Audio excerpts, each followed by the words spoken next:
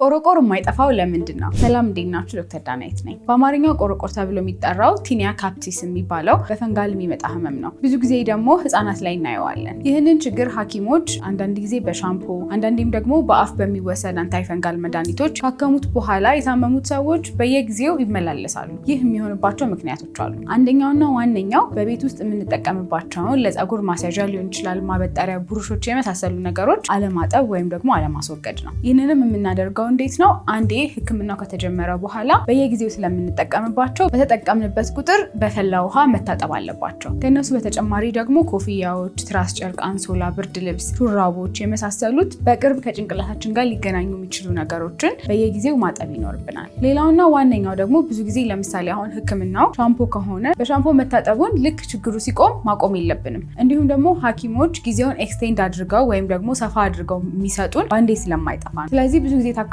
ኮምፕሌን ከሚያደርጉት ነገሮች ውስጥ ጠፍቶ መድኃኒቱን ስለሚያቆሙት ነው ተመልሶ የሚመጣባቸው ማለት ነው። ሌላው ደግሞ በቤት ውስጥ አንዳንድ ጊዜ እንደታመመው ልጅ ባይሆንም ትንሽ ያለባቸው ልጆች አሉ። እነዚህ ልጆች ወላጆች ወደ ህክምና አያመጧቸውም። ነገር ግን እነዚህም ካልታከሙ መልሰው ለሌላኛው ስለሚያስተላልፉ ህክምናው ምንም ጥቅም አይኖረውም፣ ችግሩ አይጠፋም፣ እንዲሁም ደግሞ እየተደጋገመ ይመጣል። ስለዚህ ቤት ውስጥ ሌሎች እንደዚህ ያለባቸው ልጆች ካሉ በጊዜ ማሳከም ይኖርብናል። ስለዚህ ቅድም የነገርኳችሁን ማስያዣዎች፣ ማበጠሪያዎች ሼር ማድረግ አቁሙ፣ በደንብ ይታጠቡ፣ እንዲሁም ደግሞ መድኃኒቶቹን እስከተባለ ጊዜ ድረስ መጨረስ ይኖርብናል። ይህ መረጃ ጠቅሞናል ብዬ አስባለሁ።